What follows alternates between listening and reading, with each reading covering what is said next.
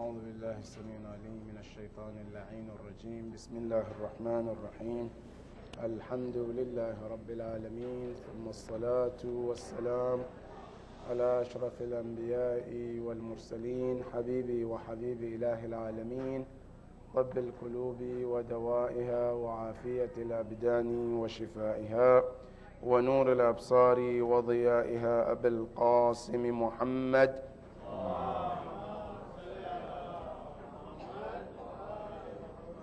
وعلى أهل بيته الطيبين الطاهرين المعصومين الهاديين المهديين الذين أذهب الله عنهم الرجس وطهرهم تطهيرا.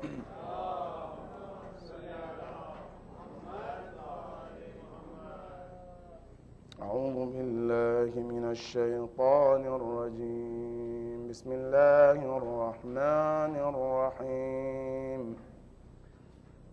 إنا أعطيناك الكوثر فصل لربك وانحر إن شانئك هو الأبتر. صدق الله العلي العظيم.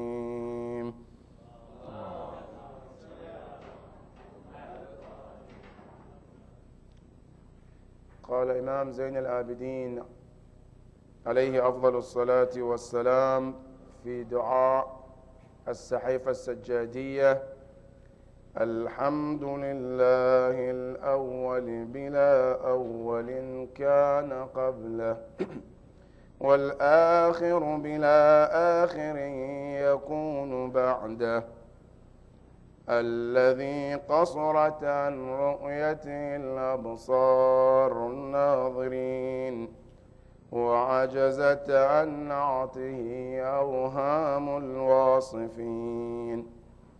ابتدع الخلق بقدرته ابتداعا، واخترعهم على مشيته اختراعا، ثم سلك بهم طريق إرادته وبعثهم في سبيل محبته، لا يملكون تأخير أما قدمهم إليه، ولا يستطيعون نقد تقدما إلى ما أخرهم عليه.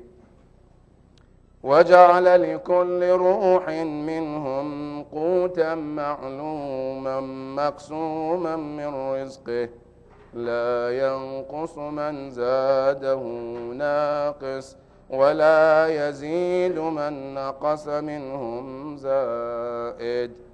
ثم ضرب له في الحياة أجلا موقوتا.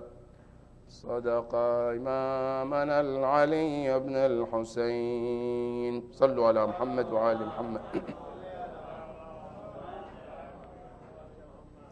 My dear brothers and sisters, Assalamu alaikum wa rahmatullahi ta'ala wa barakatuh.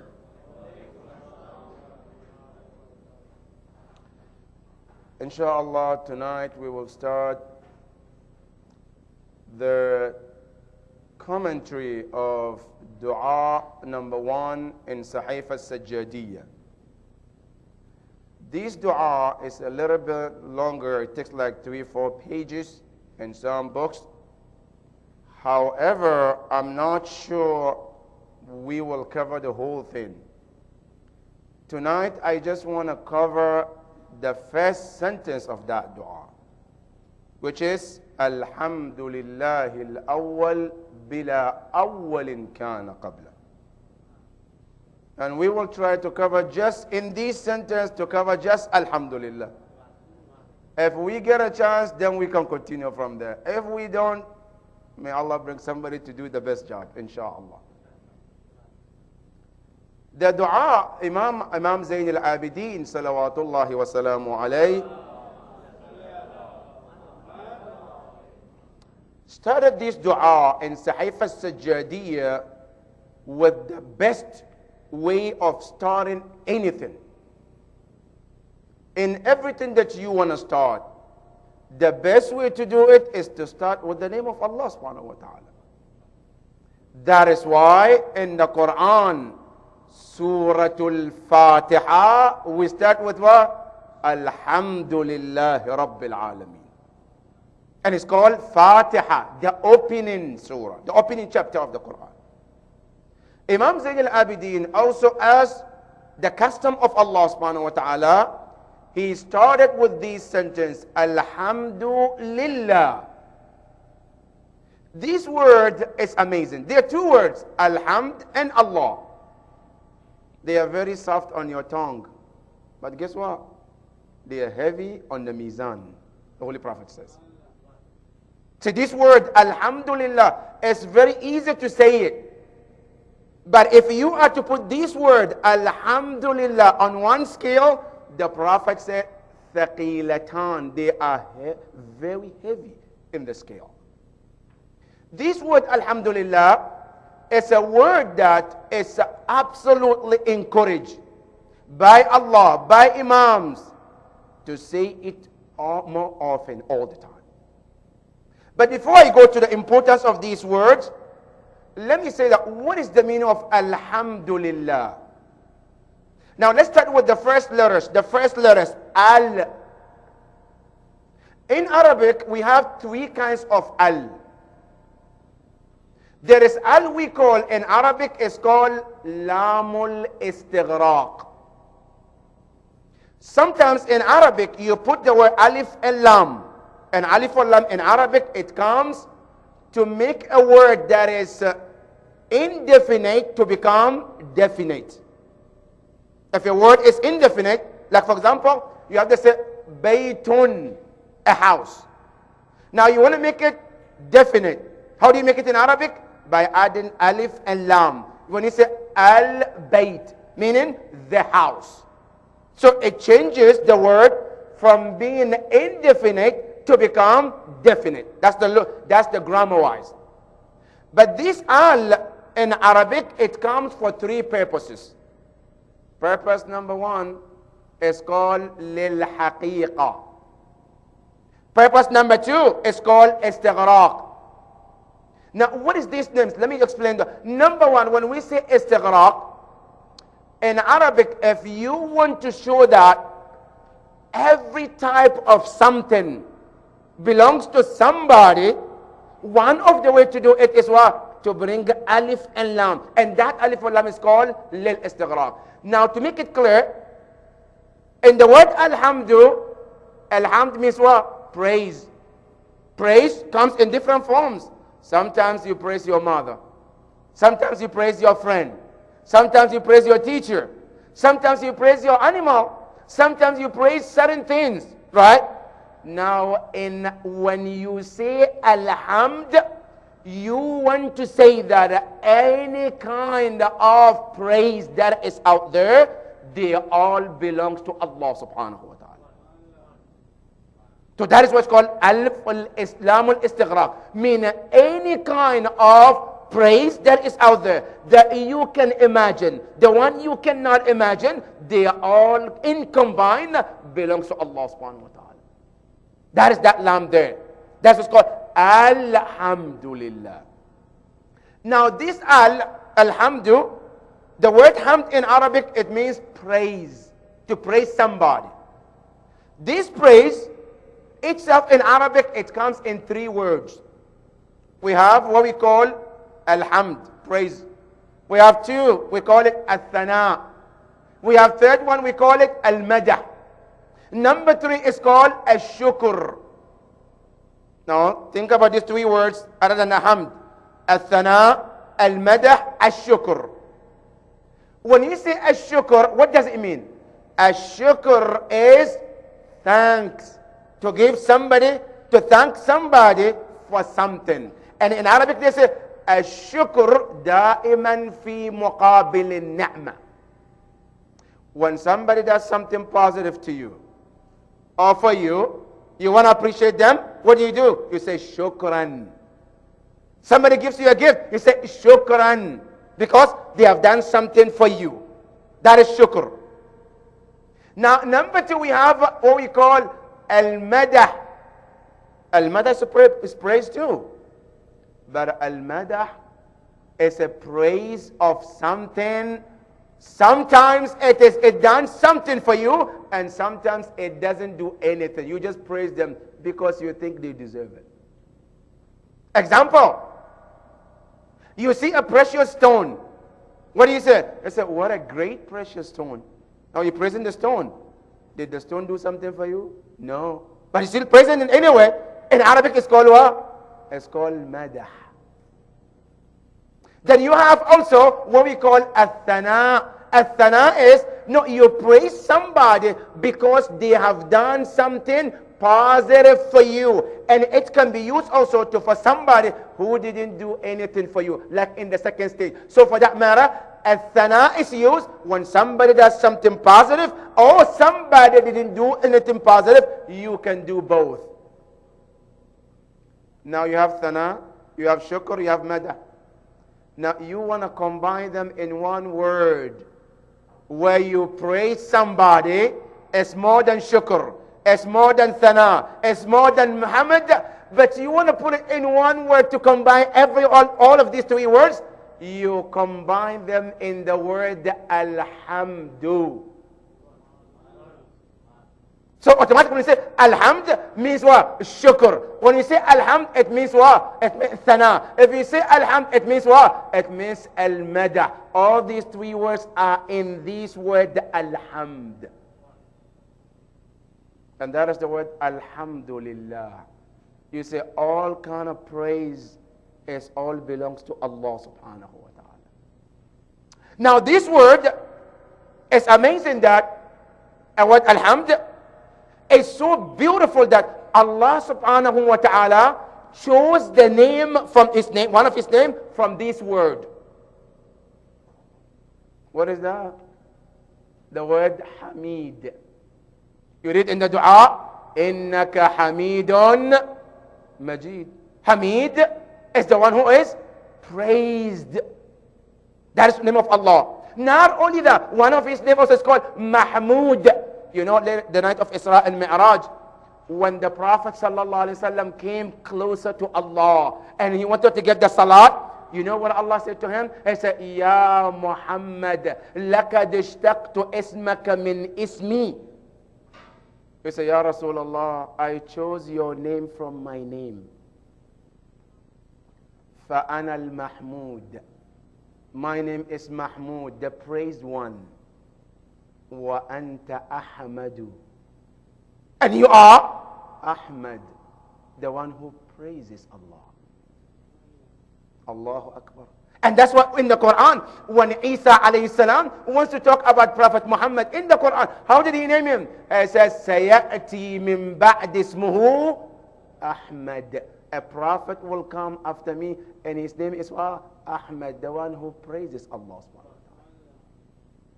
That's the word Hamd.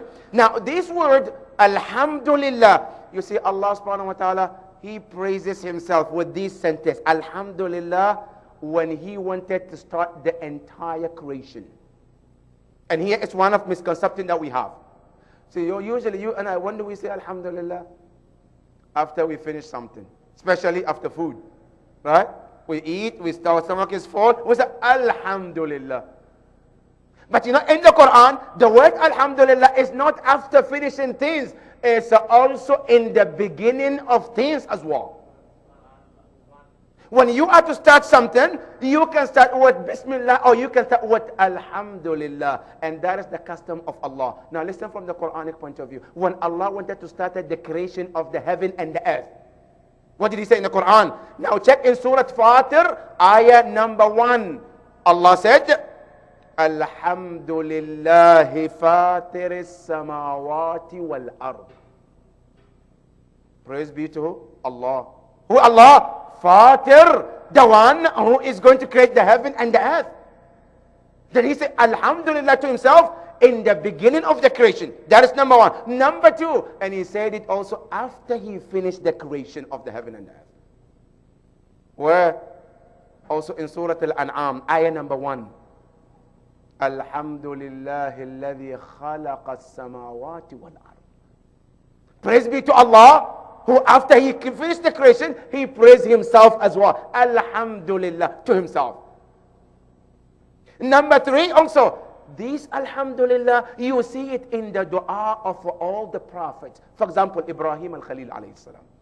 Prophet Ibrahim, for so many years, he was asking Allah for a child. Allah didn't give him. Until his last age, Allah gave him a child. Whom? 2 prophets. One is Ismail, the other one is Ishaq. Now it's time for him to thank Allah. What did he say? Now listen, that also is mentioned in the Quran. It says, Alhamdulillahi alladhi wahaba li ala al-kibari Ismail wa Ishaq. The word that he used is what? Alhamdulillah. He's praising Allah. Where? In Surah Ibrahim. Check Surah Ibrahim, ayah 39. You'll find this ayah. He said, Alhamdulillah. All praise be to Allah. Who gave me Ismail and Ishaq despite the fact that I'm advanced in age. That is dua of Ibrahim al-Khalil. This dua also is the dua of mu'mineen. Yawm al-Qiyamah, when we enter heaven, inshallah, all of us, when we get to heaven, the last word Allah will ask mu'mineen, what is the last word that you have to say so that you can enjoy yourself? You know what they say? Yawm al-Qiyamah, after they get everything, now it's time to just enjoy yourself. The last word they say to Allah, and Quran mentioned, وَآخِرُ دَعْوَاهُمْ أَنِ الْحَمْدُ لِلَّهِ رَبِّ الْعَالَمِينَ. Allah said, the last dua that people, mu'mineen, will say to Allah is the word Alhamdulillah. All praise be to Allah subhanahu wa ta'ala. That is that one. And then also listen to Allah. How Allah wants us to thank Him. What did Allah say? If you want to thank me, how should you say it? How did you say it? How can you praise Allah to make Him be satisfied with your praise? You know what He said in the Quran too? Where? In Surah Al-Mu'minun, ayah 28. Allah is telling the Prophet, فَقُلِ الْحَمْدُ لِلَّهِ. So if you want to please somebody, you want to make somebody happy, you have to ask them, what can I do to make you happy? Don't you? Somebody's birthday. You want to make them happy on their birthday. You have to ask them, what do you want for your birthday? Right? Now, if they tell you the list A, B, C, D, and you buy it, then you make them happy. Now, it's like somebody's asking Allah, Ya Allah, I want to praise you. What is the best way to tell you so that you can be pleased with it? Allah said, the word that you can say to please me when you want to praise me, Allah said, فَقُلِ الْحَمْدُ لِلَّهِ الَّذِي نَجَّانَا مِنَ الْقَوْمِ الظَّالِمِينَ. Allah says, say the word, Alhamdulillah. You want to make Allah happy? That is the word. Now, moreover, brothers and sisters, the importance of thanking Allah. You come to the hadith on the life of the Imams, just to give us an idea about the importance of praising and thanking Allah. We all heard about the story of the Holy Prophet. Every night he stands in the Salat al-Layl. His foot was swollen. And he raises one leg and stand on one. And then after a while, he put the other and raised the other one.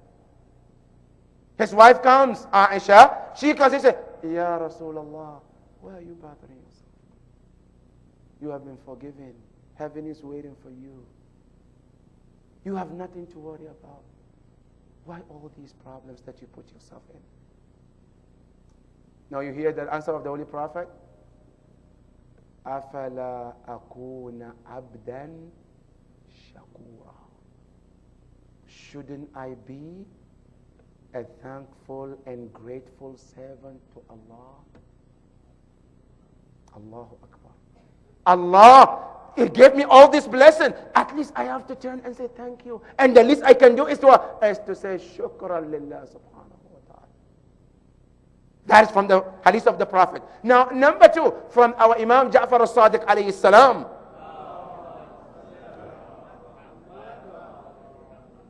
He tells you and I what to do to praise Allah. Whenever you remember any blessing of Allah.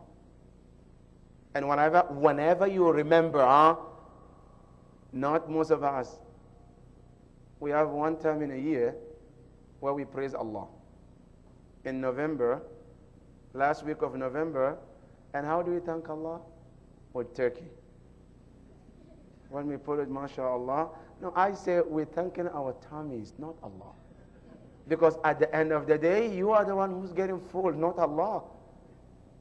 Now, to thank Allah subhanahu wa ta'ala, it's not about once a year that I wait, inshallah, all the blessing of Allah should be paused until November, the last week. Yes, Allah, thank you for this, thank you for this. No, brother. In Islam, you thank Allah at any moment it comes to your mind. Example from that, from the Quran in Surah An-Naml. Prophet Sulaiman alayhi salam, when he was traveling with his soldiers, armies, ants, and every one of them, and they heard the ant was speaking to Sulaiman, Ya ayyatuha an-namlu udkhulu masakinakum la yahtimannakum Sulaiman wa junudu.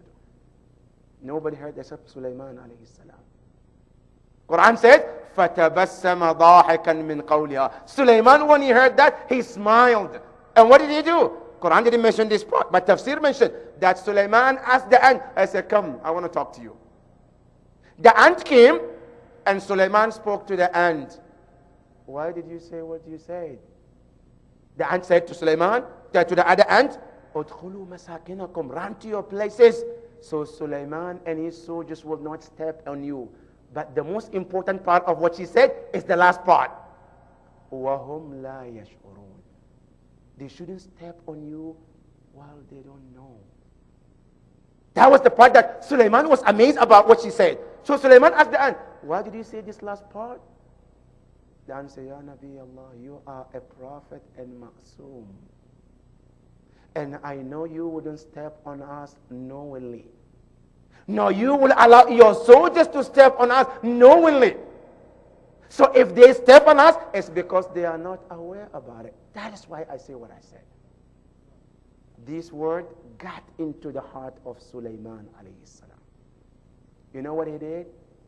Immediately, at that place, he turned towards Allah. Rabbi awzi'ni an ashkura ni'matak.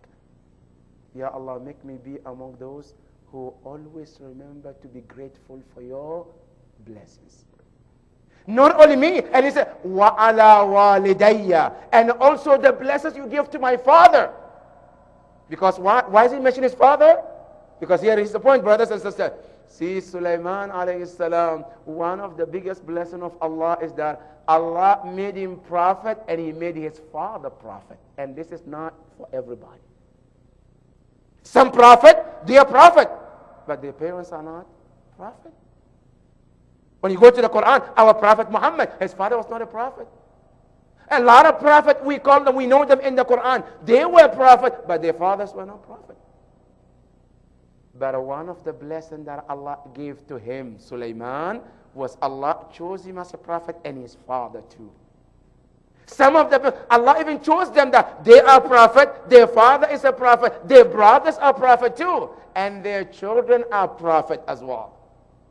What a blessing. The whole family is prophet. And one of them is who? Ibrahim al-Khalil. Ibrahim is a grandfather. He had children. His children were two prophets too. One is Ismail, one is Ishaq. Now this Ishaq also grew up and he had a children, and his child was also a prophet, which is Prophet Yaqub alayhi salam. Prophet Yaqub also had another child, and his child also turned to be a prophet, and that was Prophet Yusuf alayhi salam. That one family, prophet and prophet and prophet. So Sulaiman alayhi salam, he remembered this blessing. He said, wa ala walidayya. Ya Allah, not only what you blessed me for, Allah also what you give to my father as well. The point is, Prophet Sulaiman immediately at that place, he remembered to thank Allah subhanahu wa ta'ala. That is number two. Number three, another important thing, brothers and sisters, that when we thank Allah subhanahu wa ta'ala, we have to thank Allah in different ways. Sometimes you can say, Alhamdulillah. Our scholars, they mentioned there are 3 ways of thanking Allah. The first way is called what? They say, Ash-shukru bil-lisan. You thank Allah with your mouth. You say, Alhamdulillah, anytime you remember, which most of us do. That is number 1. Number 2, they say, Ash-shukru bil-jinan. You thank Allah with your heart. Number 3 is called Ash-shukru bil-jawara. You thank Allah with every part of your body. In Islam, you can choose any one of these 3. But preferable to do all the 3. But out of these 3, which one is more important? The third one. The third one, which is to thank Allah subhanahu wa ta'ala with every part of your body. How do you thank Allah with every part of your body? Meaning to use them in the way that pleases Him. And that is the best way to thank Allah subhanahu wa ta'ala. To thank Allah for this blessing of eye is to use these eyes to look at things that pleases Him. That is another form of thanking Allah. To use the best way to thank Allah with these hands is to utilize them in the way that pleases Him. That is called Ash-shukru bil-jawara. Now, brothers and sisters, how do we thank Allah? What do I do in order to remember to thank Allah all the time? Because this is one of our biggest things. Most of the time we forget to thank Allah. But what do I need to do to motivate myself in order to thank Allah all the time? I look my surrounding and remember to thank Allah. Here is the key, brothers and sisters. Always look at the people that are below you. You know main problem that we have? We always look at people above us. If I'm driving, for example, an old car, here 2000, the car that was made in 2000, I forget that somebody even don't have even a car, right? So what did I do? I look at somebody who's driving Mercedes. I wish I have this Mercedes. This Mercedes will be a nice car to have. Now what happened? Now instead of thanking Allah for whatever I have, now I'm looking at somebody who's higher than me. If I have a house which is for 2 bedrooms, instead of looking at myself, Alhamdulillah for what I have. No, I'm looking at somebody who has what? 5 bedrooms, mashallah, big yard, big. I said, this house, I wish I have this house. I completely forget what? About somebody who doesn't even have a house to live in. If you look at people who are below you in everything, brother, you will always remember to thank Allah subhanahu wa ta'ala. The more you look below you, yourself, the more you remember to thank Allah subhanahu wa ta'ala for whatever you have. And you know what Allah said? He said, anytime you look below and you thank me, then you deserve me to increase your blessings. La in shakartum la azidannakum. The more you are pleased with Allah, you are thankful to Allah for whatever He gave you, He said, Allah subhanahu wa ta'ala will always increase you. That is number 1 to do. Number 2, one of the ways to motivate yourself and myself to remember to thank Allah. Always look at the beauty of whatever you have.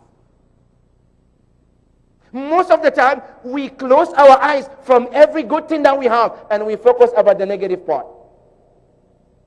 Then it's like no good around us. Always is the bad thing that I look. I look at the bad. And, I wish I have this. Or look at my life. But then we forget to look at the positive side of our life. If you tend to look at the positive part of your life, you will always remember to thank Allah subhanahu wa ta'ala. Remember one time Prophet Isa alayhi salam, he was traveling with his companions, Hawariyin. As they were traveling, they saw a dog. When they saw the dog, every one of his companions, they started to pick the negative part of this dog. One of them said, what an ugly dog. One of them said, what a smelly dog. One of them said, what a bad leg this dog has. As every one of them found the negative part of this dog, now the turn comes to Prophet Isa alayhi salam. He said, what a beautiful white teeth this dog has. All of them turned, they were shocked. Because they were expecting Isa alayhi salam will also look and say, okay, yeah, he has only bad tail or something. No. But then they heard positive. They turn and they look at Isa alayhi salam. Isa alayhi salam said to them, he said, remember this blessing of Allah by focusing on the positive side of His creation and not the negative one. The more you remember the positive side, you will always be appreciative to Allah and you will be thankful to Allah subhanahu wa ta'ala. That is number 2. Now, number 3, what is the best way to thank Allah as well in the hadith? They say the best way to thank Allah, whenever you remember the blessing of Allah, is to go into the sajda and perform sajdat al-shukr, is called. In the hadith of Imam Qadim alayhi salam,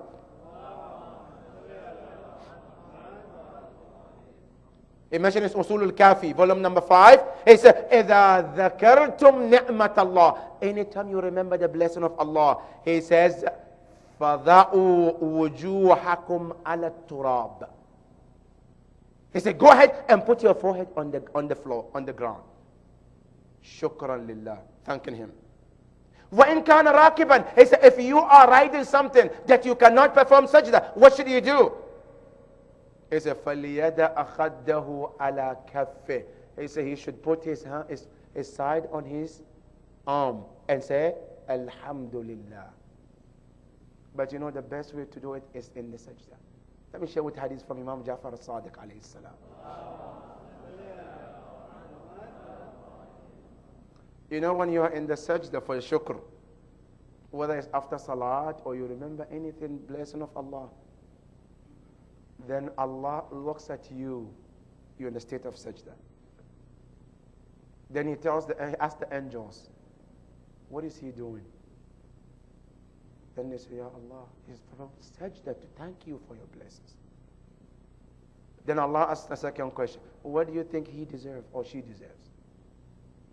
They say, Ya Allah, he deserves your rahmah. Then Allah said, okay, then what? Then they say, Ya Allah, he deserves your generosity. They say, okay, then what? Then they say, Ya Allah, he deserves your kindness. Then you say, then what? Allah will keep asking, then what? Then what? Then what? Until they are out of words. They don't know anything. Then they say, Ya Allah, la ilma lana illa ma allam. We have no knowledge of what he deserves more than what you know, Ya Rab. You know what Allah will say at that point? Then Allah said to the angels, now listen, now that you don't know, then Allah says, then this my servant deserve nothing but myself. Then he doesn't, at this point, he doesn't deserve anything except Allah subhanahu wa ta'ala himself will be the gift of this servant of Allah subhanahu wa ta'ala. That is just the sajda of shukr when you praise Allah subhanahu wa ta'ala, when you remember him. And you know what is more beautiful about this, brothers and sisters? You thank Allah, then he comes back to thank you for thanking him. He has given you blessings. Now you appreciate that blessing. You say, let me do a sajda to thank him. After you finish your sajda and you're thanking him, Allah said also, now it's my turn to thank you as well. That is why in 99 attribute, his name is Ash-Shakur. The one who is grateful. That is one of his name, Allah subhanahu wa ta'ala. That is why in Islam, brothers and sisters, we have different levels. Let me share with you these levels, and I want the homework to be on each one of us. You find out which level you're in, and then work yourself through that. Level number 1, and it's called Maqamul Islam. The level of Islam. That is number 1. Level number 2 is called Maqamul Iman. The level of Mu'mineen. But by the way, brothers and sisters, every one of these levels, there are levels within themselves. For example, Maqamul Mu'mineen, there is general mu'mineen. That is one. And then there are true mu'mineen. In other words, there are general and then there are special mu'mineen. Meaning there are mu'min among the mu'min. And all this you go to the Quran, Quran gives them. I'm not going to show you some of the examples. Now, general mu'mineen is mentioned in Surah Al-Mu'minun. Now, a special mu'min, also they are mentioned where? In Surah Al-An'am. Allah mentioned, for you and not to be a general mu'min, we need 6 qualities. And that's what Al-Mu'minun Allah mentioned. One after the other, one after the other. Now, to be a special mu'min, Allah mentioned 5 qualities. But let me just share with you quickly to see if you're one of them. If you're one of them, alhamdulillah, congratulations. If you're not, then think about it. Now, special mu'mineen quality in Surah Al-An'am, Allah said, the first one, الَّذِينَ إِذَا ذُكِرَ اللَّهُ وَجِلَتْ قُلُوبُهُم. People, whenever Allah is mentioned, their heart trembles. Their heart, when they hear Allah, إِذَا ذُكِرَ اللَّهُ, anytime Allah is mentioned, their heart started what? To tremble for the fear of Allah. That's quality number 1. Number 2, وَإِذَا تُلِيَتْ عَلَيْهِمْ آيَاتُ, when they hear Allah's words, زَادَتْهُمْ إِيمَانًا, their iman increases. That is quality number 2. Quality number 3, الَّذِينَ يُقِيمُونَ الصَّلَاةِ, they establish their prayer on time. Number 4, وَمِمَّا رَزَقْنَاهُمْ يُنْفِقُونَ, whatever we give them, they share with the others. Number 5, وَعَلَى رَبِّهِمْ يَتَوَكَّلُونَ, they rely only on Allah subhanahu wa ta'ala. 5 qualities. If you do them, Allah stated after this, أُولَٰئِكَ هُمُ الْمُؤْمِنُونَ حَقًّا, these are the true mu'mineen with these 5 qualities. Are you one of them? Congratulations. If not, then you might be in the first class. Class number 1. That is number 2. Now, level, as you go to another level which is higher than this, and it's called Maqamul Muttaqeen, which is higher than this one. Also, they have 5 qualities. Wallah, they're amazing. It's just 5. But tough. They are 5, but tough. These 5 qualities also is mentioned in Surah Al-Baqarah. That Allah says, if you have 5 qualities of this, He says, you are muttaqeen. Number 1, He says, الَّذِينَ يُؤْمِنُونَ بِالْغَيْبِ, they believe in unseen. وَيُقِيمُونَ الصَّلَاةِ, they establish prayer. Number 2. Allahu Akbar.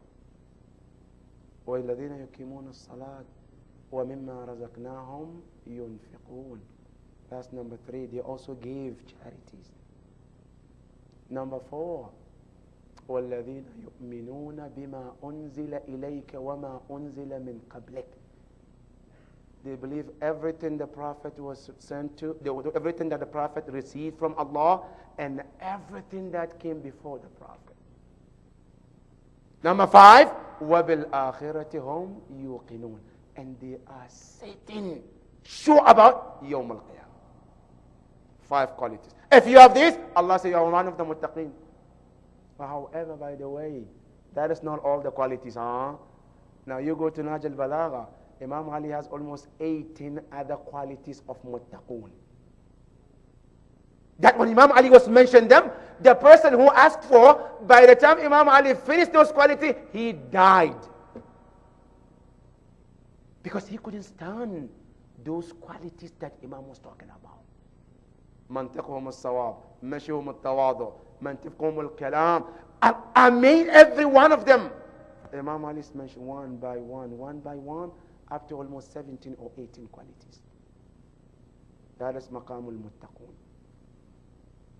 Then after you finish this, there is another maqam also. There is no time to go into every one of them. One of them is called maqamul abrar. One of them is called maqamul muhibbin. Maqam of those who love Allah. Now let me tell you, brothers. You want Allah to love you or don't you? We all want Allah to love us. Now one thing you can do for Allah to love you. What is it?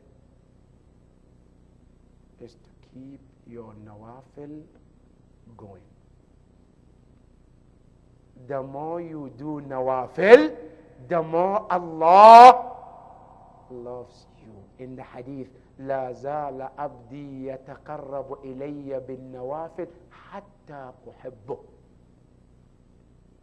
Allah said, if you want me to love you, one of the things you do, extra. Now, wajib, we all do the wajib, but how many people do the mustahabbat? He said, as soon as you start doing your mustahabbat, he said, through this mustahabbat, your love, Allah subhanahu wa ta'ala, then you become one of those Allah loves. And that is called maqamul muhibbin. And in Mafatih al-Jinan, there is one special dua, du'a'ul muhibbin, those who love Allah. That is one of the maqam. Another maqam is called maqamul mukhbitin. Another maqam is called maqamul yaqeen. وَمَا أَدْرَاكَ مَا مَقَامُ الْيَقِينِ. Let me just give you some examples here, brother. Maqamul yaqeen. Maqamul yaqeen is amazing. You know, maqamul yaqeen is the level that when you reach, you start to see things other people cannot see. In other words, it's the maqam that when you reach, Allah gives you another extra eyes. 2 extra eyes, so you can see things other people cannot see. And what you need to do to get to that level? You need to have something is called ilmul yaqeen. In Surah Al-Takathur, Allah subhanahu wa ta'ala says, كلا لو تعلمون علم اليقين لترون الجحيم. Allah said, had you have the knowledge of yaqeen, you would see hellfire here in this world, not Qiyamah. Some of the companions of the Prophet, they have reached to that level where they can see heaven and the hell in this world, brothers and sisters.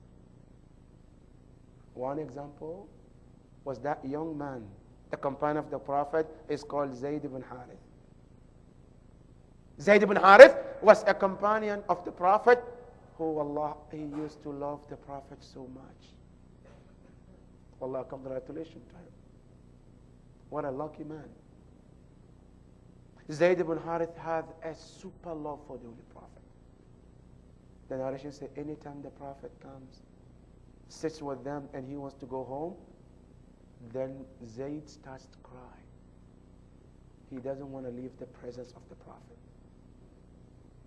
Anytime the Prophet comes and he says, I'm leaving, that is the time of his tears. One day the Prophet asked him, Ya Zayd, what is your problem? Why are you crying? He said, Ya Rasulullah, I am honored in this world to sit with you, listen to you, look at your face, and do everything with you, Ya Rasulullah. Pray behind you, do every ibadah with you. But Yawm al-Qiyamah, I know your level is way high there, and I am nowhere close to you. And I wouldn't be among those who will have the honor of seeing your face in that world. He said, that is my problem, Ya Rasulullah. Then the Prophet, as he was talking to the Prophet, Allah sent this ayah to him. He said, Ya Jibreel, tell the Prophet to tell this young man, Inna alladhina amanu wa aminu salihat. Those who believe in Allah and did the good deeds, Allah subhanahu wa ta'ala said, we will raise them فَأُولَٰئِكَ مَعَ النَّبِيِّينَ. They will be raised on the level of the Prophet, وَالشُّهَدَاء, and also those who got killed for the sake of Allah. وَحَسُنَ أُولَٰئِكَ رَفِيقًا. Allah said, what a great companionship. That is Zayd ibn Harith. This Zayd, one day he was sitting in the masjid of the Prophet. The Prophet came and saw him, and he was looking very pale. The Prophet said, Ya Zayd, why are you looking this way? He said, Ya Rasulullah, I have reached to the level of yaqeen. The Prophet said, what is your proof, Ya Zayd? He said, Ya Rasulullah, I have worshipped Allah to the point where when I open my eyes, I can see the people of heaven. They are enjoying in the heaven. When I turn my face towards the other, he said, I can see people in the hellfire and they being punished. Then the Prophet looked at him and he smiled and listened to what the Prophet told him. He said, Ya Zayd, ilzam ma anta alay. Whatever you are doing, he said, keep it and hold it stronger. You know what that means? Don't lose it. Because just because you are in that level doesn't mean that you are not going to lose it. You can lose it at any time. So he said, careful with this level. That is Zayd ibn Harith. Now, one of the examples in this time of our life, you know this Maulana who now passed away, Ayatollah Bahjat, Rahmatullah Ta'ala alayh, he was one of those who get to this level of yaqeen. That they can see things which we cannot see. That is maqamul yaqeen. Now, another maqam also, brothers and sisters, is called maqamul mukhlisin. Mukhlisin is when you become sincere to Allah. What is maqam al-mukhlisin? Mukhlisin is, they say two things. If you have them, then you are in this level. إذا استوى المدح والذم عند العبد فهو مخلص. If you are in the level of whatever you do, if somebody praises you or somebody criticizes you, it doesn't make any difference to you. That is maqam al-mukhlisin. Most of us, when we do something, we want to be praised, don't we? Sometimes we comment that, oh, I did this, and he didn't even say a word to me. He didn't even thank me for this. Right? Now, if the person reached to the level of mukhlis, when somebody praised them or somebody criticizes them, it doesn't make any difference because the aim of that action is him, not you or me. That is maqamul mukhlisin. Now there is another level above that. It's called maqamul mukhlasin. This maqam is amazing, brothers and sisters. Mukhlis is you becoming sincere to Allah. Now, when you go above that, there's maqamul mukhlas, where Allah wants to choose you to become sincere for Him. And you know why this level is important? This level is the level of shield. When you get to this level, shaitan cannot do a thing to you. Shaitan himself, Yawm al-Qiyamah, what he told Allah, he said, لَأَغْوِيَنَّهُمْ وَلَأُمَنِّيَنَّهُمْ إِلَّا عِبَادَكَ الْمُخْلَصِينَ. He said, I will misguide any of your companions except those who are in the level of mukhlasin. That is level of mukhlasin. Another level is called maqam taslim. The level where a servant completely submit to Allah. He doesn't have even a wish except the wish of Allah subhanahu wa ta'ala. He doesn't exist. Everything about him is about Allah. It's nothing about him. Everything is him, and I'm nothing. That's maqam al-taslim. Another maqam above that's called maqam al-muhsinin. Another maqam above that is called muqarrabin, who are very close to Allah. Muqarrabin. وَمَا أَدْرَاكَ مِنْ الْمُقَرَّبِينَ. You know, even Imam Ali in Dua Kumail, he points to this point about to become muqarrab. وَأَن تُدْنِيَنِي مِنْ قُرْبِكَ. Ya Allah, I want you to bring me closer where I will be one of the muqarrabin. You know this maqam, brothers and sisters? When you reach maqam al-muqarrabin, it's the maqam that you are not worried about going to heaven. It's actually the other way around. Heaven asking Allah for you to be part of it. You and I, every day we say, Allahumma give me Jannah, don't we? Now, if you're able to get to that maqam al-muqarrabin, not only you don't care about the heaven, not that you don't want even care about any of that. Now, the heaven is concerned. Ya Allah, can you let this person to be in me? So I will be honored for having somebody like this person inside me. One of the example of those people is Salman. Salman has got to that level where Allah subhanahu wa ta'ala mentioned them in the Quran in Surah Al-Waqi'ah. فَأَمَّا مَنْ كَانَ مِنَ الْمُقَرَّبِينَ فَرَوْحٌ وَرَيْحَانٌ وَجَنَّةُ نَعِيمٍ. Allah said when you get to that level, He said فَرَوْحٌ. At that moment, the person becomes a walking Jannah. A person becomes a walking heaven. He doesn't have to be in heaven. He himself or she herself is the heaven itself. That is maqam al-muqarrabin. Another highest level, which our scholars mention, and no human being like you and I, or even some prophet couldn't get to that level, except Muhammad and Ali Muhammad.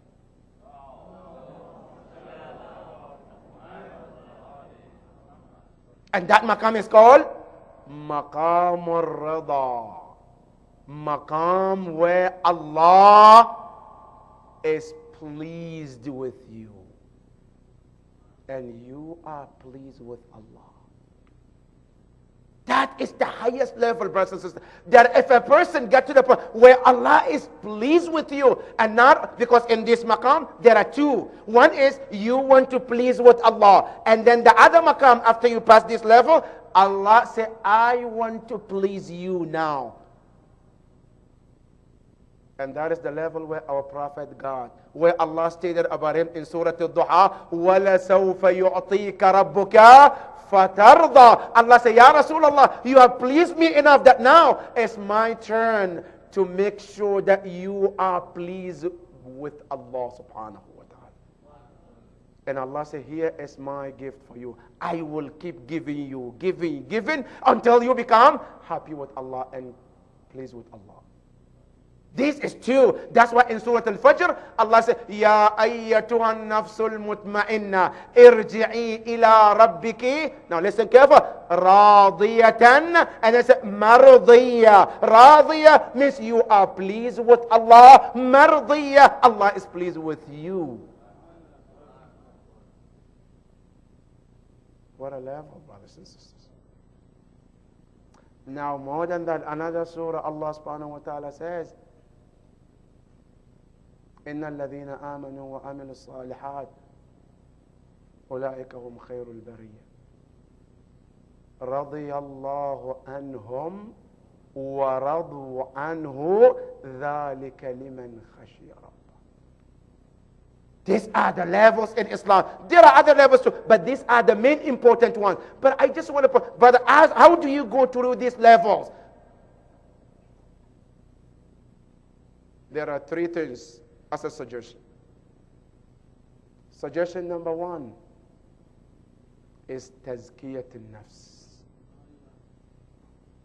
purifying a soul. The more you and I purify our soul, the more we can get to go as high as we can go. قد أفلح من زكاها وقد خاب من دساها. He who purifies it, Allah subhanahu wa ta'ala says, قد أفلح, has succeeded and achieved success. وقد خاب من دساها. That is number one. Number two, one of the ways also our scholars mentioned that can take you to that level is also what we call Salatul Layl, the night prayers. You do the tazkiyah, and at night when people are sleeping, you wake up to spend the time with Allah subhanahu wa ta'ala. That is number 2. Number 3 is what we call al-muraqaba. 24/7 self-observation. Everything that you and I do, a talk we want to say, a go somewhere we want to go, we have to stop and pause and ask ourselves if that place or doing that action pleases Allah or not.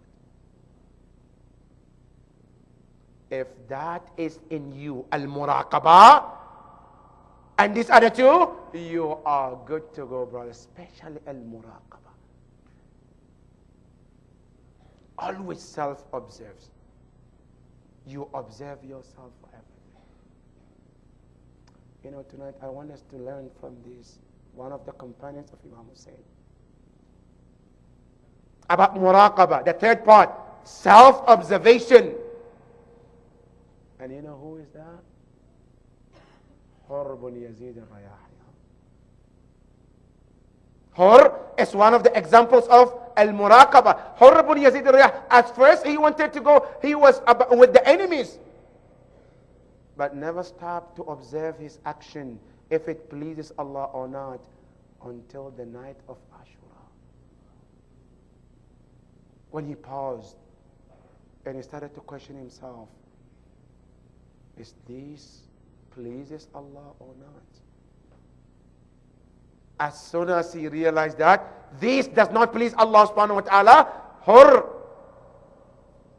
he went to Umar ibn Sa'd and he asked him, Ya Umar ibn Sa'd, anta qatil al-rajul? Are you really going to fight Imam Hussein?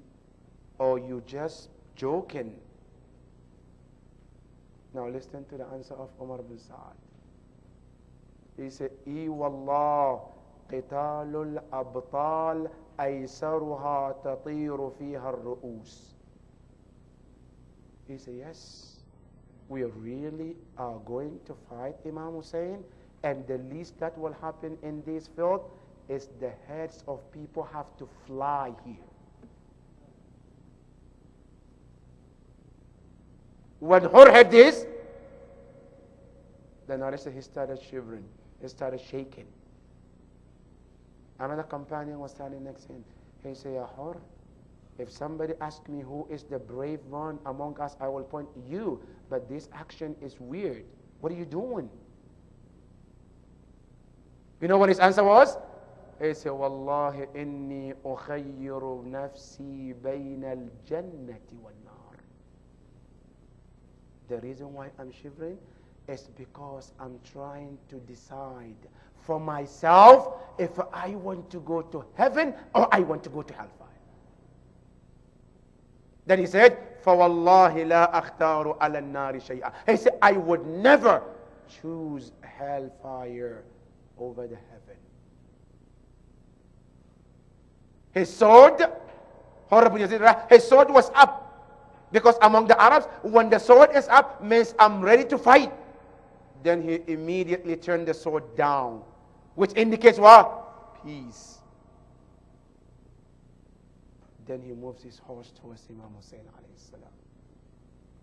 When he gets to Imam Hussein alayhi salam, he says, Ya Aba Abdullah, أنا الذي جعجعتك في الطريق. I'm the one who gave you hard time on your way. أنا الذي جئت بك إلى الأرض الكربلاء. I am the one who brought you all the way to this place. أنا الذي أذيتك. I'm the one who hurt you.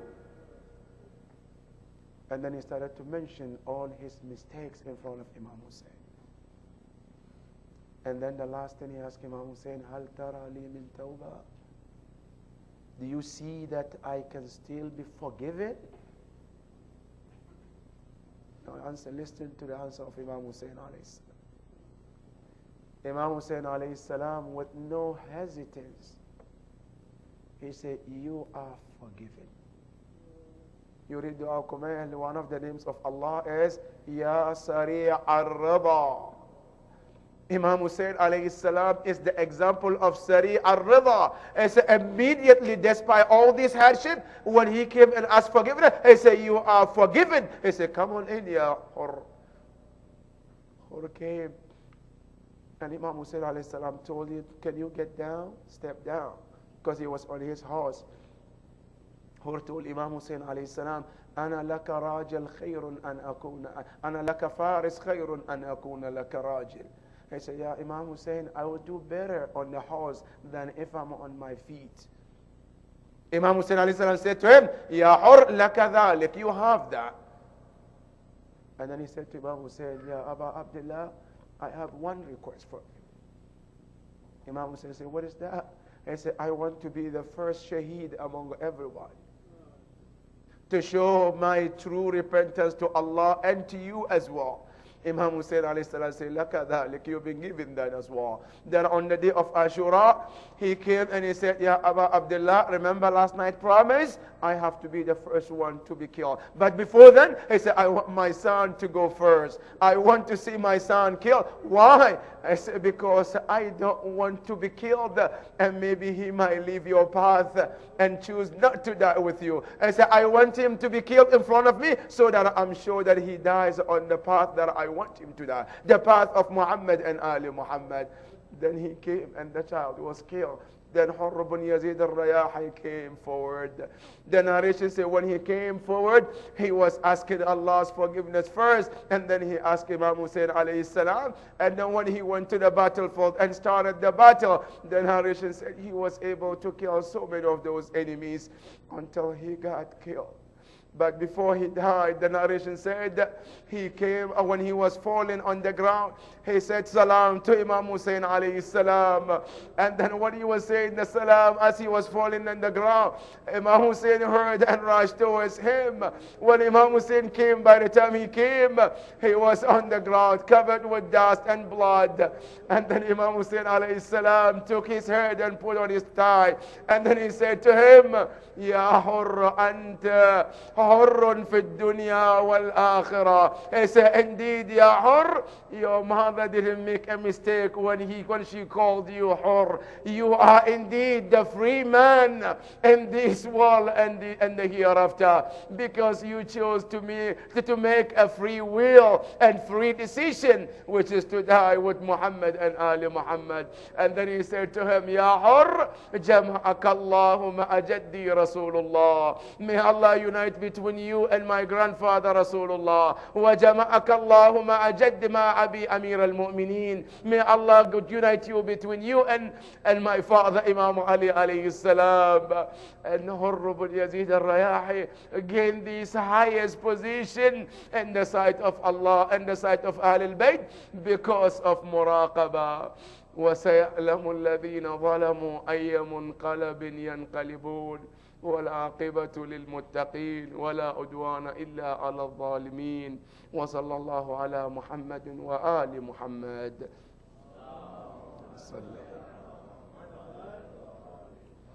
There is a request of Surah Al-Fatiha for the following marhumin: Dr. Muhammad Raza, son of Ali Raza, and Jamil Fatima binti Sayyidun Nisa, and then Mansoor Ali Toga, and then Sayyid Asif Ali, son of Sayyid Yaqub Ali. All are marhumin. Please recite Surah Al-Fatiha for their souls. Bismillah ar-Rahman ar-Rahim. Alhamdulillah Rabbil Alameen. Ar-Rahman ar-Rahim. Malik Yawm al-Din. إياك نعبد وإياك نستعين. اهدنا الصراط المستقيم صراط الذين أنعمت عليهم غير المغضوب عليهم ولا الضالين. And another Fatiha for your marhumin as well. بسم الله الرحمن الرحيم. الحمد لله رب العالمين. الرحمن الرحيم. مالك يوم الدين. إياك نعبد وإياك نستعين. اهدنا الصراط المستقيم صراط الذين أنعمت عليهم غير المغضوب عليهم ولا الضالين. صدق الله العظيم. Inshallah, before we go to the question and answer, I have a homework for myself and all of us. The first homework that I want to assign myself and all of us is make a time to read this dua, number one. of Imam Zain al-Abidin. That is number one. And homework number two, which is easy. Let's take a lesson from this dua. That every day at least remember to say Alhamdulillah 3 times. I don't think it's too much, is it? Alhamdulillah. Every day just look around you and see some of his blessings and just say Alhamdulillah. And see how this Alhamdulillah can change your life. Allah promised, He said, if you say Alhamdulillah, I will increase. Now you say this, just point, if you start from tonight, you mark and see. After 40 days, go back and look at your life. If you don't see a change, you let me know. 3 times a day, Alhamdulillah, sincerely from the bottom of your heart, for 40 days, and see how your life will change. Insha'Allah. That will be our homework, insha'Allah, and then insha'Allah we go from there with the question and answers.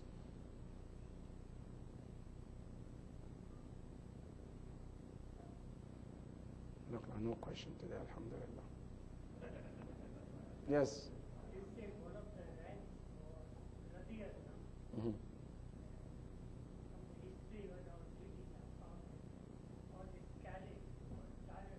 Yes.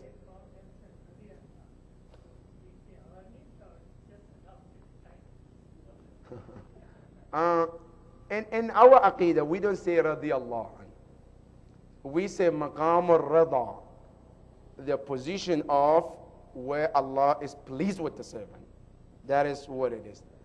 But for them, when they say radiyallahu anhu, they are asking Allah to be pleased with that person. They don't title that the person is radiyallahu. No. When they mention the name, they say radiyallahu anhu, meaning may Allah be pleased with that person. That is different than what we talk about. When we talk is that, no, the person earned this title, where Allah is pleased with that person. Not that we want Allah. No, no. Allah is pleased with him for sure. So these are 2 different things. So our is we are asking ourselves to work through getting to that level where Allah is absolutely pleased with us. Yes. Yes, brother.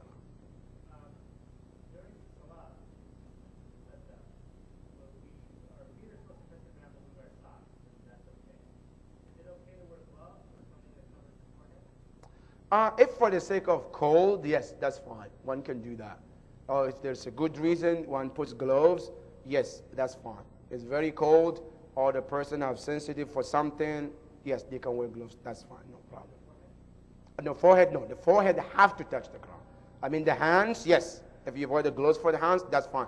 But the forehead must touch the ground. There is no excuse. It has to touch the ground in the form of the state of the sajda, yes.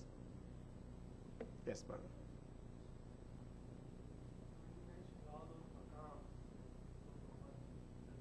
Right.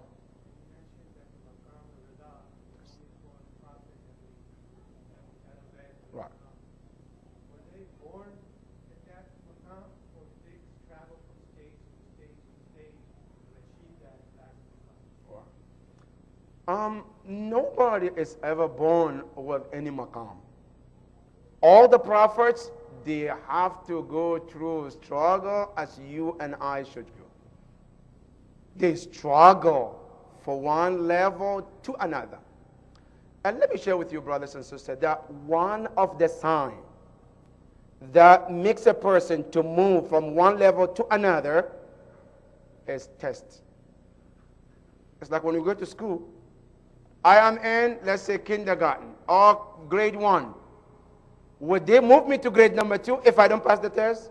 Of course no. I have to answer the questions. If I pass, then they say, now you can be promoted to the 2nd grade. In Islam also is the same. Every prophet, before they go from the maqam to maqam, they have to pass a test. Now go example in the Surah Al-Baqarah. Allah talks about Ibrahim. وَإِذِ ابْتَلَى إِبْرَاهِيمَ رَبُّهُ بِكَلِمَاتٍ فَأَتَمَّهُنْ. Allah said, Ibrahim, all the titles that he had, he earned them after passing every test. He was, Imam Jafar al-Sadiq explained the levels that he went through. He said, number 1, the first title he earned was Abdullah. That is the first basic level that we can also earn. See, let me tell you, brother, we have two kind of Abdullah. Every one of us, every Christian, Kafir is Abdullah too. Right? But this one is called Al-Abdu bil-Khilqa. He's a servant because Allah created him. That's not what we're talking about. We have a Abdun bil-Ubudiyya. Means a servant of Allah because of his service to Allah subhanahu wa ta'ala. Now, after you serve Allah for some time, then Allah says, now you are my Abd. Now, after you became Abdullah, then you go to another level. It's called, I'm talking about the Prophet. Then you go to the level of Al-Nubuwwah. Then Allah chose him to become what? A Nabi. Now, after he becomes Nabi, some of them, then also Allah promote them from Nubuwwah to Risala. Now, listen carefully, brothers, in the Tashahhud. You say, Ashhadu anna Muhammadan Abduhu, and then you say what? Wa Rasuluh. You mention Abd first and then Rasul. Meaning he said a servant of Allah and then he became Rasul. Right? Because he earned the title of Ubudiyyah first and then he became Rasul. Now, when they become Rasul, even Isa alayhi salam in the Quran, when he mentioned Allah, he mentioned these two levels. He said, Inni Abdullah atani al-kitaba wa ja'alani nabiyya. First he said, Abdullah. That's the first title for the Prophet. Now, after they end the prophethood or the messenger, then they become also another level, which is higher, like Ibrahim. Then he became Khalilullah. For Ibrahim, Khalil, Ibrahim. Will become a friend of Allah subhanahu wa ta'ala. After that level, he also struggled, and then Allah chose him to another highest level where nobody can get onto except very few, which is called Maqamul Imama. Inni ja'iluka linnasi imama. That's why we say our imams are the highest creature of Allah, absolute. No person have reached to that level except our imams alayhimus salam and the Prophet. That is the problem. So every person, whether they are prophet or any ordinary person, they have to go through that level. So our Prophet and the imams, they were not born like that. No, they have to strive. And Imam Jafar al-Sadiq alayhi salam, he said, we became who we are because of our test that we went through with Allah. And then he says, and we are the most tested people of the servant of Allah on the earth. The most tested people on the earth. Because this is the thing. Also, even in the Islam, brothers, Allah tests you based on your level. If a person is mu'min level 1, Allah's not going to give him test higher. No. Allah said in the Quran, it says, Alif Lam Mim, أَحَسِبَ النَّاسُ أَن يُتْرَكُوا أَن يَقُولُوا آمَنَّا وَهُمْ لَا يُفْتَنُونَ. Allah said, people think that they will come and say, oh, we are mu'mineen, and they won't be tested. Allah said, وَلَقَدْ فَتَنَّا الَّذِينَ مِنْ قَبْلِكُمْ. People who came, we have to test them. So you have to go through the test. It's like today, somebody comes and says, I'm a doctor. And they say, okay, this is my tummy, you can operate me. You don't ask them the certificate. You don't ask them any proof. No, you have to. So Allah subhanahu wa ta'ala, with the Prophet, they have to prove that they have passed from one level to another. So yes, our Imams and the Prophet, they struggle through every single level. And simple example is what we mentioned. The Holy Prophet Salatul Layl was wajib upon him. That's one of his tests. While you and I, mashallah, we sleeping all night, the Prophet have to wake up at least half of a night to spend with Allah subhanahu wa ta'ala. And that was one of his tests. Yes. Yes, sister? Yes. Yes. Yes.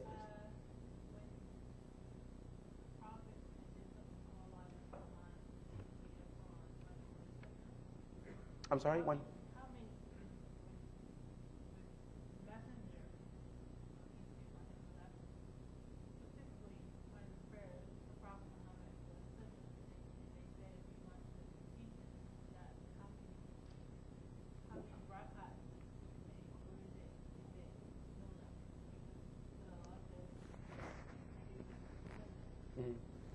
Sunnah prayer.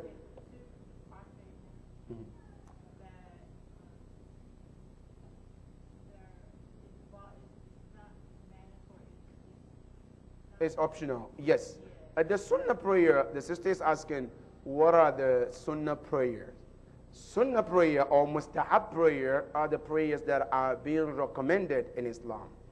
And the recommended prayer we have a recommended one, which is mentioned by our Prophet and Imams, that after each prayer or before and after each prayer. Like for Fajr prayer, there is 2 rak'ah before it.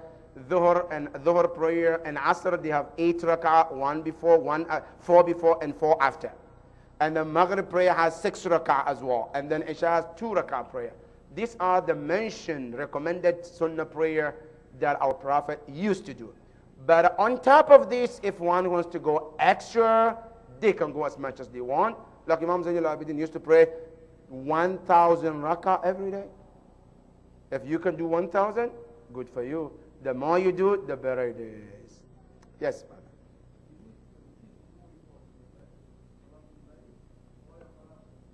Or your qadha prayers. The question is that, is Salatul Layl is more important or your qadha prayers? Qadha prayers means the prayer that you missed. In Islam, or let me say, logically, it doesn't make sense when I have debt and I go give him free money. I owe somebody money, instead of paying my debt, then I go say, okay, here's the free money, you can take this. The logic says pay your debt first, then after that you can give somebody money. In Islam, your qadha wajib comes first. If you have qadha namaz, that is what you should take care of it first. Now, after you pay Allah your debt, then now you have extra time. You want to do mustahab? You go ahead. As much as you can, Allah say go ahead. But first, your qadha namaz is more important, but more than your mustahab prayer. The question is, if you don't know your qadha namaz, what do? The answer is, you keep praying until you say, okay, now I think I'm done. Then you can stop. Yes. Allah said that give good loan to Allah. Yes. What are some of the ways you can give loan to Allah? The question is that in the Quran, Allah says, "Man ذا الذي يقرض الله قرضا حسنا فيضاعف له أضعافا كثيرا." That Allah says, who will give a good loan to Allah so that Allah can repay them back and multiply for them. Now, what a brother is asking, what is the good loan? Good loan in Islam has many examples. Example number 1 is sadaqah. Sadaqah, when you give, is considered good loan to Allah subhanahu wa ta'ala. Imam al-Rida alayhi salam, Allahumma salli ala Muhammad wa ali Muhammad. About sadaqah, he said, I took a guarantee from Allah. This between me and Allah. Imam al-Rida said, that anytime you give sadaqah, he said the sadaqah will not fall into the hand of the person collecting unless it touches the hand of Allah first. Meaning, when you're giving sadaqah, you give it Allah first and then the person that collecting the sadaqah. That is one, the loan of Allah. Number 2, another loan is when you loan a mu'min money. And qarad al-hasan, not with interest. Not like, okay, I'm going to loan you 1,000, but you have to pay me 1,500 later. That's haram in Islam. You can't do that. But somebody is in need. You go and you say, okay, I'm going to give you $1,000 a loan and give me back whenever you can.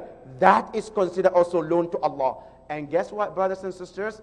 Giving loan to somebody in Islam is rewarded more than sadaqah.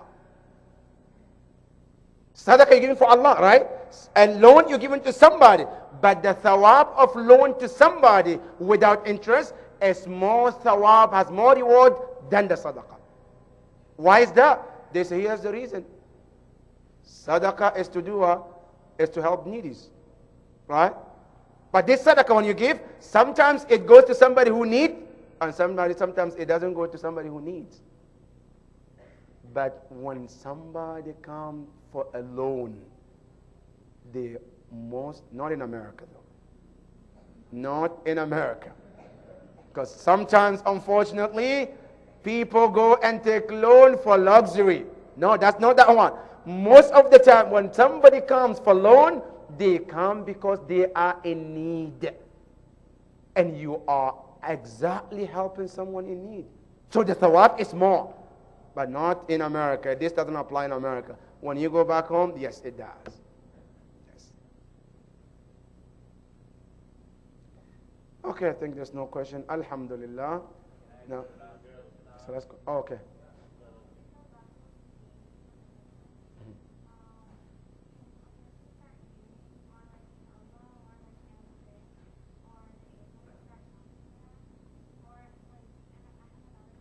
Yes.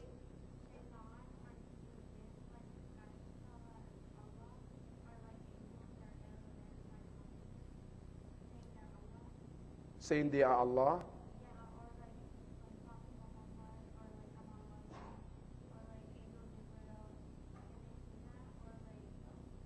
No.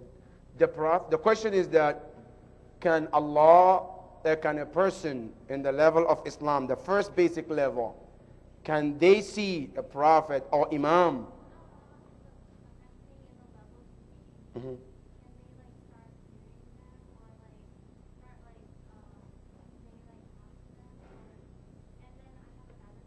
Yes.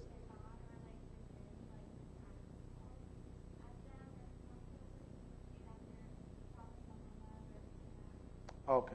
The question the sister is asking is that in one of the levels that we mentioned, is there any level where a person can reach to that level where they will be able to see the prophet, talk to the prophet, or for that matter, talk to the shaitan? The answer is yes. The person can reach to that level, and that level is called maqamul yaqeen. When you get to that level, you can see the angels. You can hear them. And we can give an example from the Quran. One of the companions of Musa alayhi salam, which is known as Samiri, Quran mentioned, فَبَصُرْتُ بِمَا لَمْ يَبْصُرُوا بِهِ فَقَبَضْتُ قَبْضَةَ الرَّسُولِ Ibn Athar al-Rasul. Samiri was one of the companions of Musa alayhi salam. But he was able to reach that level where he could see Jibreel alayhi salam. He could hear when Jibreel talks. So yes, you can. At certain levels, you can reach to see imams and talk to the imams and be in that level. Yes, you can. Yes.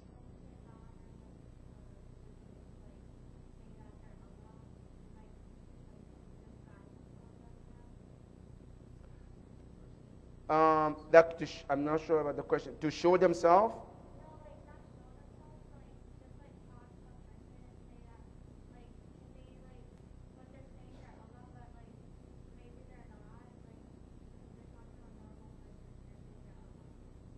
Oh, the question of the sister is that is there any level where shaitan also can appear for a person and say that they are Allah, try to misguide people? Yes, they can. Yes, there are levels that shaitan comes and show themselves to people, but they come in the form of human. Example is in Surah Al-Hashr, where Allah subhanahu wa ta'ala talks about a companion of Musa also, which is called Barsisiya. Barsisiya was one of the highest companions of Musa alayhi salam, where shaitan appeared to him and asked him to do sajda to him as he is the God and denounce Allah subhanahu wa ta'ala, and he did. And he died as a kafir. So yes, shaitan, yes, there's a level that he comes and appears in the form of human, and he can misguide people by telling them things to do. Yes. Yes, last question.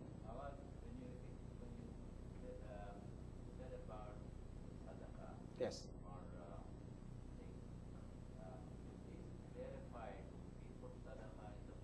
What?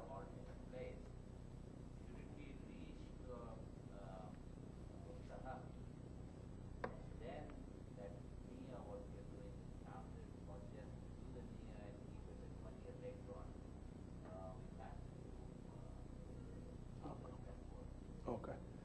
The question is that sadaqah, we mentioned about sadaqah. Now this sadaqah, how can it be utilized? Should it go to the needy people? That when we put the sadaqah, we have to make niyyah that this is for a poor person.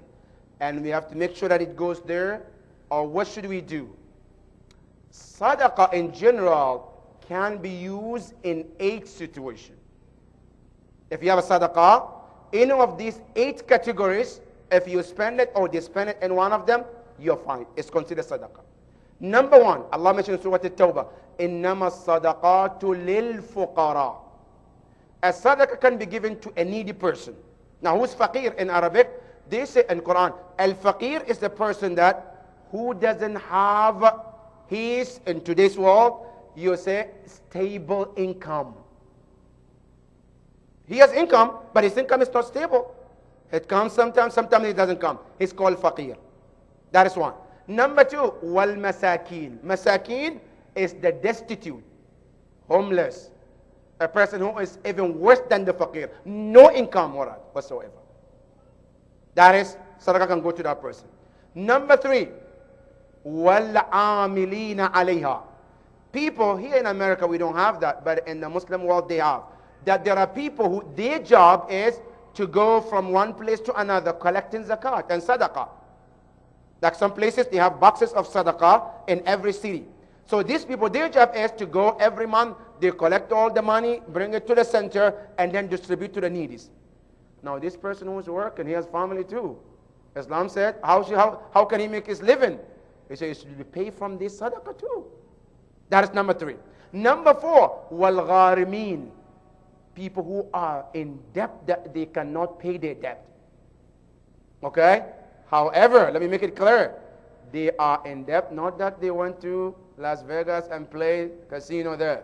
And then now they came home empty pocket. They say, I need a sadaqah. No, no, no, no. You don't deserve that. The one who deserves is that a person who is working, but is no income. He get loan and loan and loan. Now he got to the point he cannot pay it. Now this person, we can help him with the sadaqah money to get him out of debt. That is number four. Number five, they said, وَالْمُؤَلَّفَةُ قُلُوبُهُمْ. People who are non-Muslims, Christian, Jewish, but they are at the edge.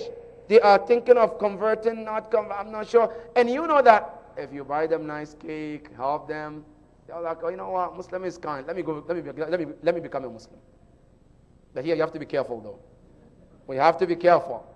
You don't reward somebody for becoming a Muslim. You say, you become a Muslim and I'll give you $1,000.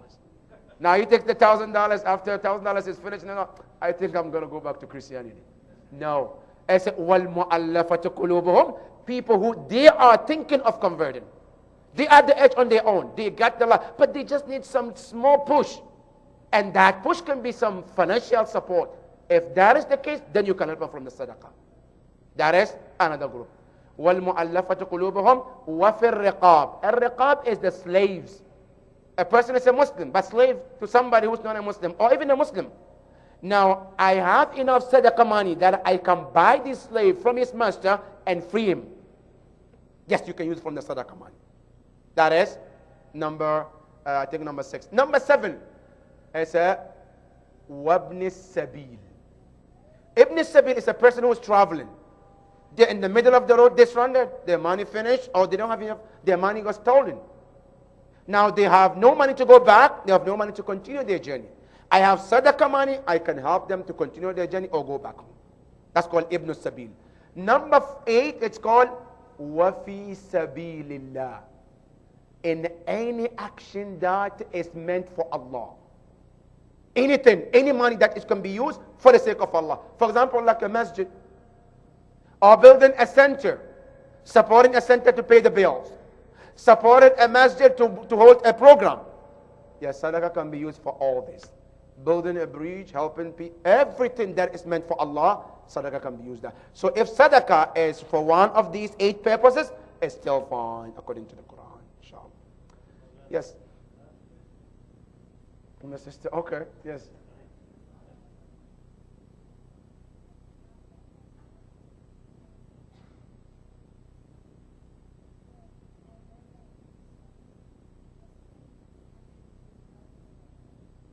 The Prophet's uncle? Yeah, the sister's asking that I heard the Prophet has an uncle. Does the Prophet, that the uncle loves the Prophet? Yes, the Prophet has an uncle, and that uncle is called Abu Talib. And not only he loves him, he even sacrificed for him. He sacrificed his own children to save the life of the Prophet. That he used to, at night when they sleep, he takes the Prophet and put him somewhere and brings his son and put right there. So when the enemy comes to kill Prophet Muhammad, they might end up killing his son. And that's fine, as long as Prophet Muhammad is safe. And that is why the Prophet said about him, he said, if not of 3 people this Islam wouldn't have spread as it is.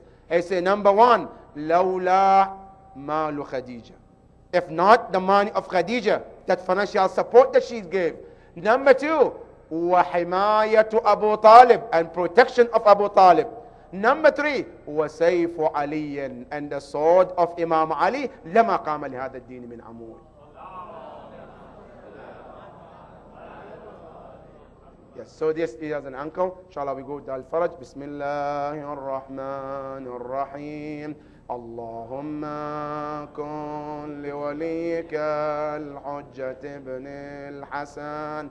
صلواتك عليه وعلى آبائه في هذه الساعة وفي كل ساعة وليا وحافظا وقائدا وناصرا ودليلا وعينا حتى تسكنه أرضك توعا وتمتعه فيها طويلا برحمتك يا أرحم الراحمين. السلام عليك يا رسول الله. السلام عليك يا نبي